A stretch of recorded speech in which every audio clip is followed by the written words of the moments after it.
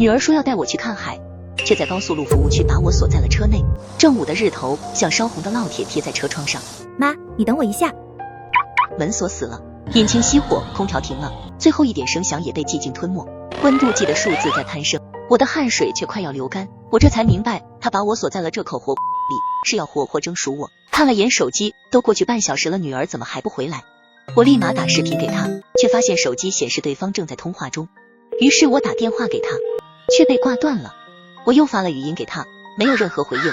于是我懵了，又慌又怕，就因为我不答应他照顾他中风婆婆的无理要求，他就想骂我。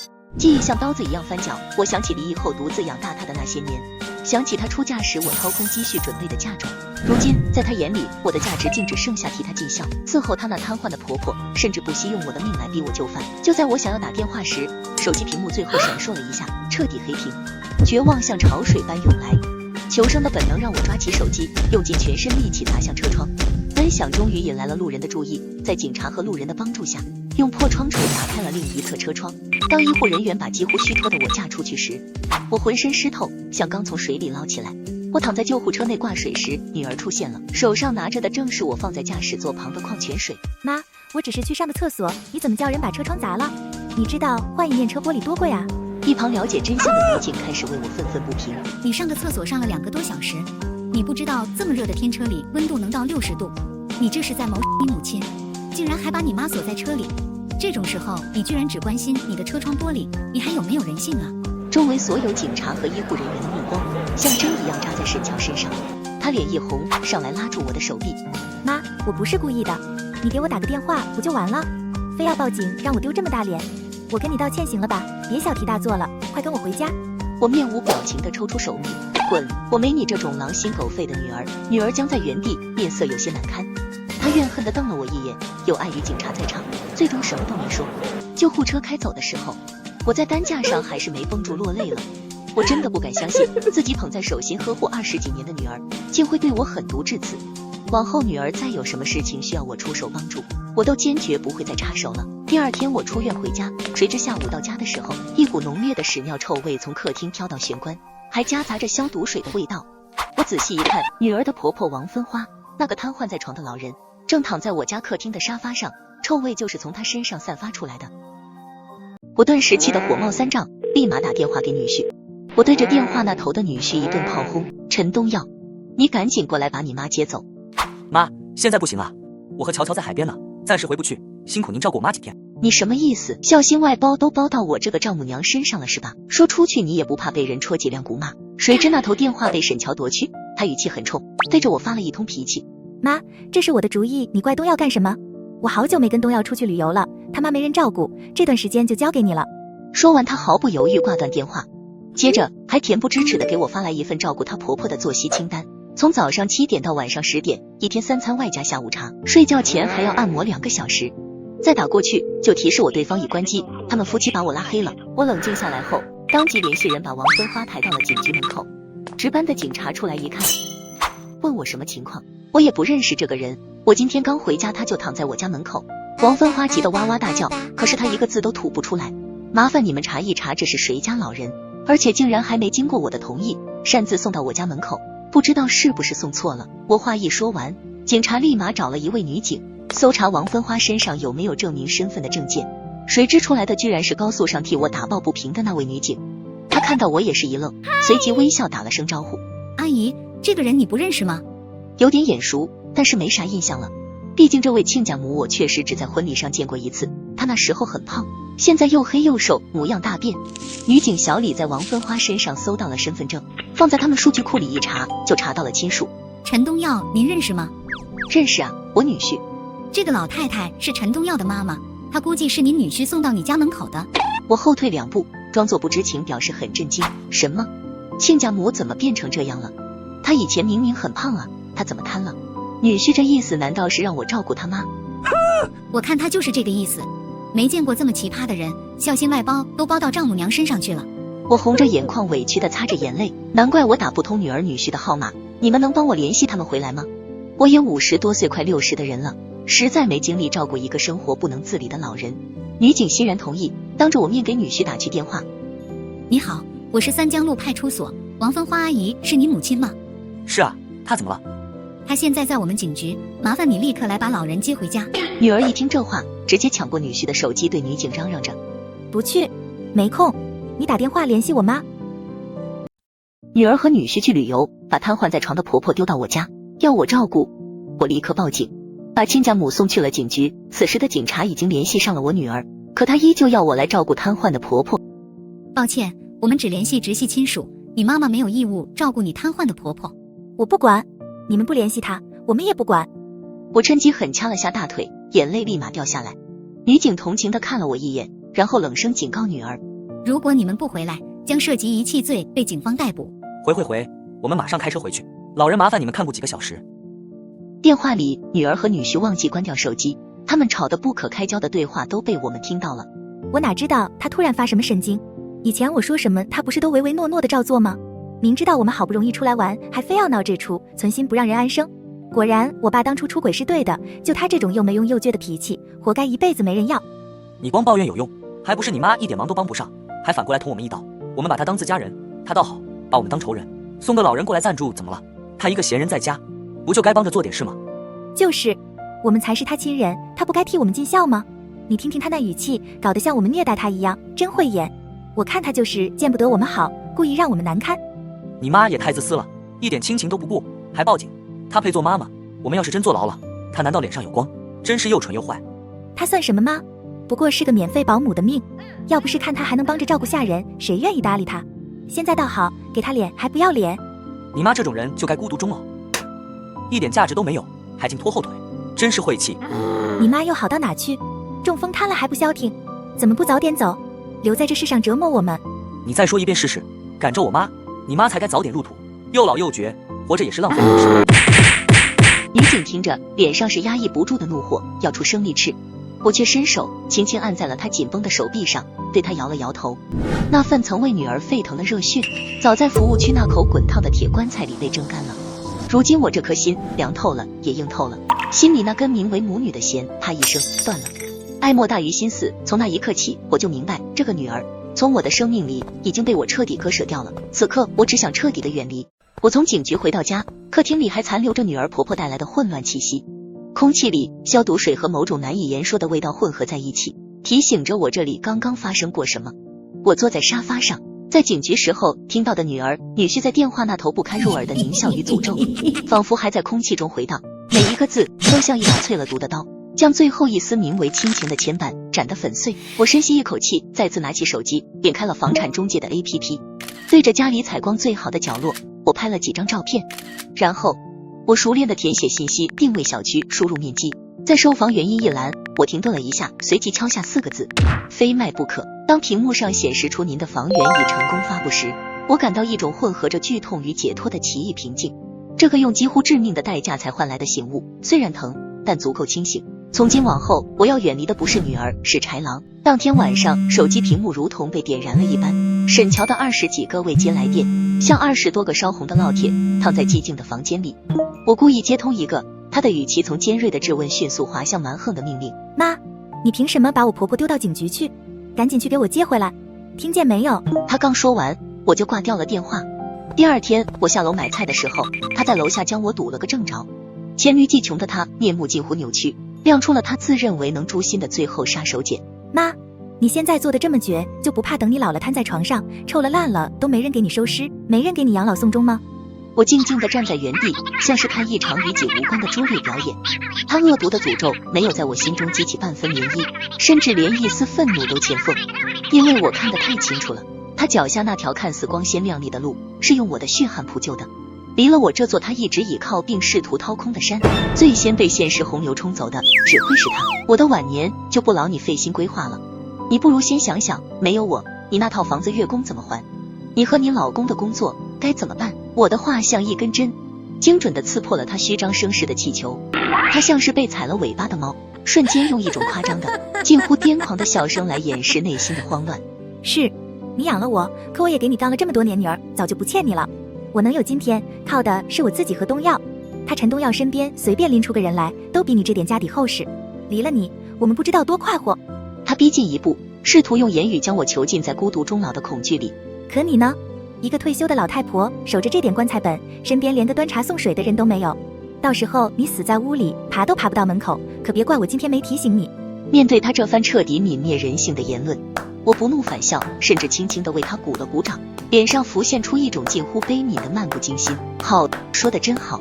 既然你我之间只剩下这点算计了，那从今天起，我们母女情分到此为止，往后桥归桥，路归路。好，妈，这话是你说的，你千万别后悔。到时候你就是跪下来求我，我也绝不会再认你。他扔下这句狠话，像只斗败却不肯认输的公鸡，转身就走。而我望着他消失的背影，心中那片最后的灰烬也终于被风吹散，只剩一片解脱后的清明。我回家后就接到中介的电话，中介说我的房子已经被人看中了，明日就可以签合同过户。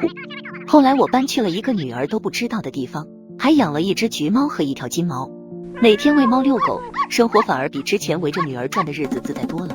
某天我去超市买东西时碰到了以前的邻居，他和我谈起了女儿的现状。因为他孩子是女儿的同事，所以女儿职场上碰壁的事情他都知道得一清二楚。女儿这份工作是我介绍进去的，原本她去面试后被筛选下来了，看她心情失落，我就给公司的老板打了一通电话，他看在我是老朋友的份上，打算给女儿一次机会。女儿回来却高兴地说，是因为通过女婿的人脉才得到的工作机会。我见她高兴，也不好扫她的兴，就没有说出女婿抢我功劳的真相。而最近女儿手头上有个项目合同被客户卡着，那个项目还是我向他们客户江总提出给我女儿尝试的，但是女儿不知道，以为还是女婿帮她托关系搞到的。为了早点搞定项目合同，她特意换上一套隆重的小香风衣服去拜见客户。江总，这个项目的方案不是已经推进了吗？我想知道为什么合同迟迟不回签呢？你的方案不行，需要重做，其他公司提供了更好的方案，你凭什么让我选你？可是您当时明明夸我的方案做得很好啊。当时都是看在你们老板的面子上，多照顾你们这些后辈而已。女儿不死心，还打电话让女婿找人脉把合同的事情谈妥，可却被女婿骂他痴心妄想，他也不过是个单位的小职工，哪来的人脉帮他谈妥合同？女儿的上司打电话让他务必把项目合同签下来，他急了，不知道他从哪里得到的消息，在公园里将我逮个正着。妈，我的项目快黄了，你不是认识江总吗？快打电话帮我说一句。我凭什么帮你说话？我们不是已经断绝关系了吗？妈，我是你女儿，这忙你必须帮。谁让你把我生出来，我的一生你都必须要负责到底。我没有你这样狼心狗肺的女儿，滚！女儿听完我的话，瞬间面红耳赤。好你个死老太婆，真当自己是一回事了。不过就是让你帮的小忙，没有你我一样可以搞定。小气罢了，连自己女儿都不帮，小心你遭天谴，被雷给劈死，没人给你送终。女儿对我劈头盖脸骂了一顿后就愤怒离开了，而我看着她的背影冷笑起来。她几斤几两我会不知道，她那个水平充其量就是个初中生，没有我的帮助，她一定签不下项目合。沈乔仍不甘心，他再次找到江总，将熬夜重做的项目方案公进地上。然而江总只是冷淡地扫了他一眼，示意助理将他请了出去。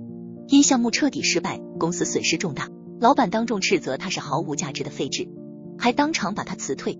他抱着纸箱狼狈离去。回到家，沈乔径直冲向陈东耀。你不是说你人脉广吗？不是说江总那边一个电话就能搞定吗？现在我的工作都丢了，你倒是想办法啊。这次情况特殊，江总那边可能有些误会。误会？你当初不是说江总一定会同意我的提案项目吗？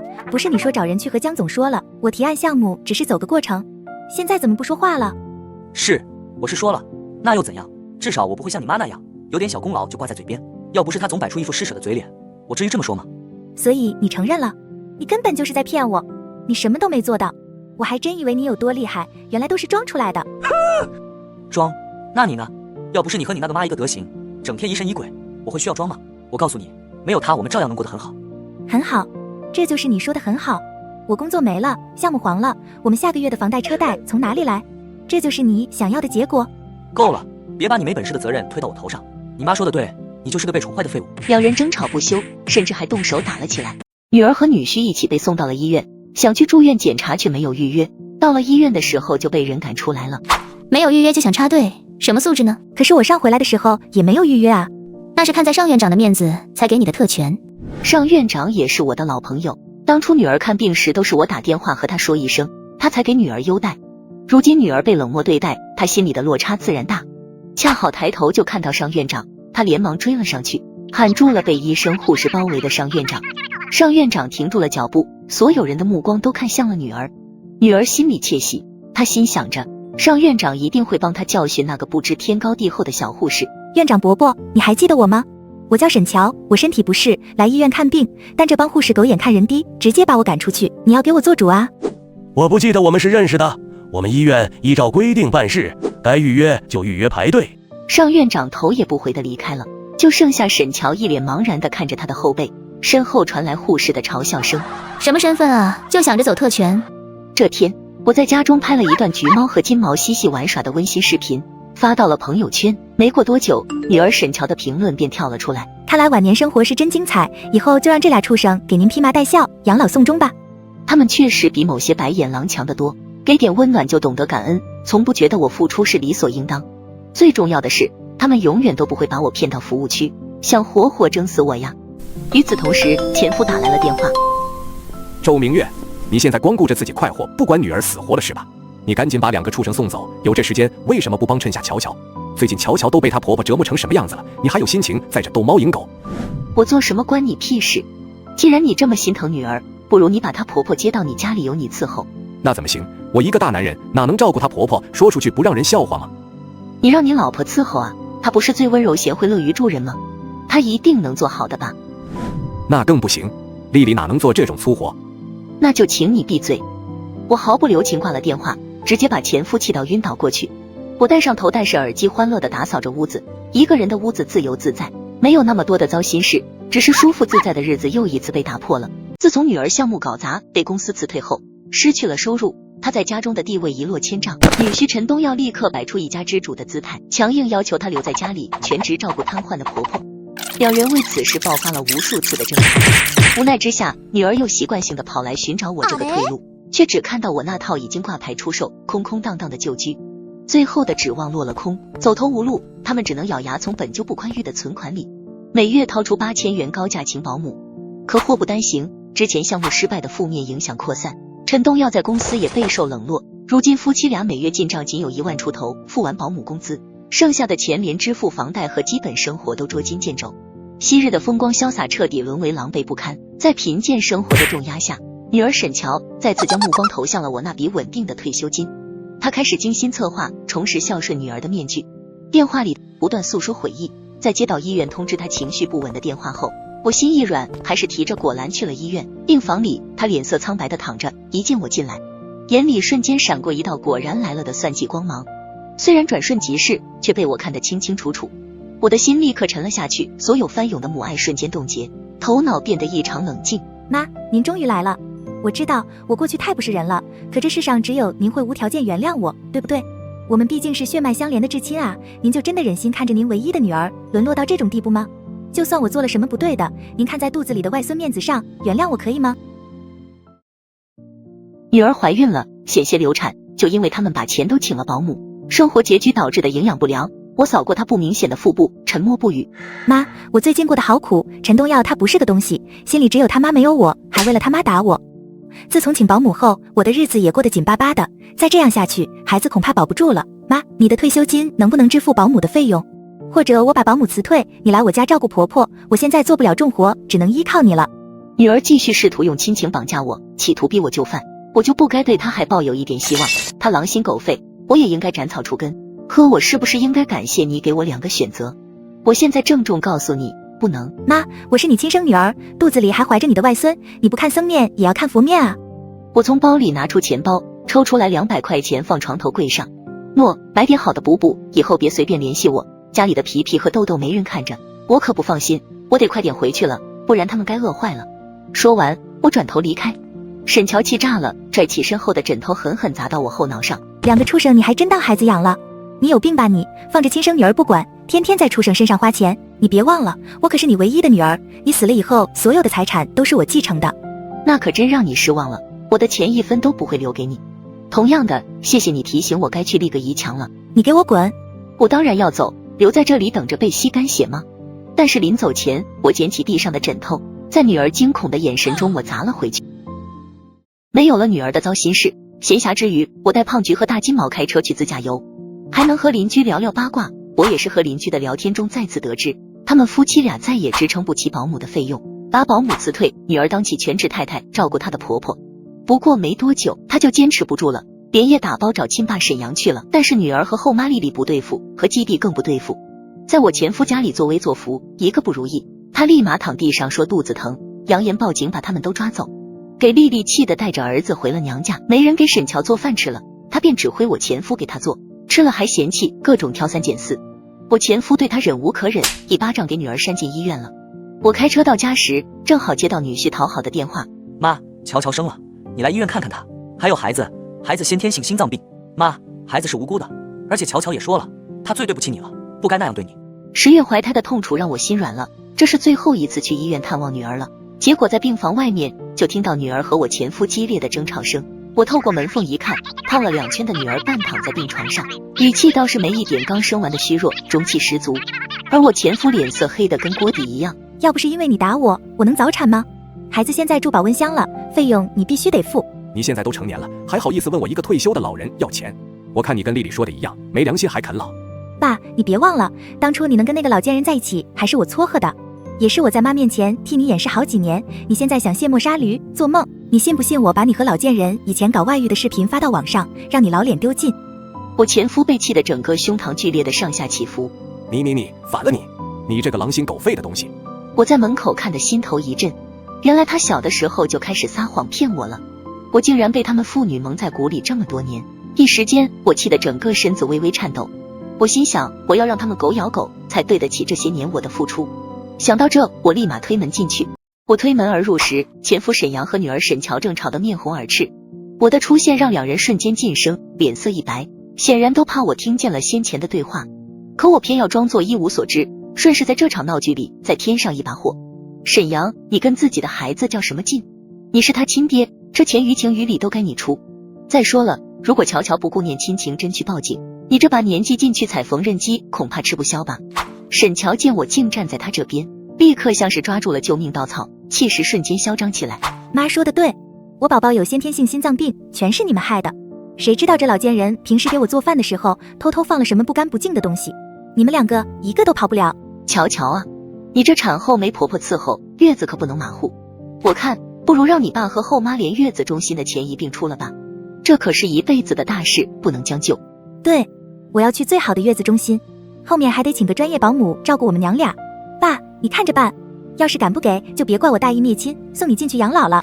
你做梦，你们母女俩休想再从我这里拿到1分钱，有本事你就去报警，你去啊！他的话音未落，突然整张脸扭曲起来，喉咙里发出呵呵的怪声，随即直挺挺地向后倒去，身体开始不受控制的剧烈抽搐。而我的好女儿沈乔被这突发状况吓得惊叫一声，竟不是上前查看，而是立刻缩回病床，紧紧闭上眼睛开始装死，事不关己的姿态淋漓尽致。前夫因情绪过于激动，本身年纪已大，又有严重的三高，经此刺激当场中风偏瘫，医护人员匆匆赶来，将不省人事的他抬上担架送走。自始至终，那个口口声声要他负责的女儿连眼皮都没再抬一下。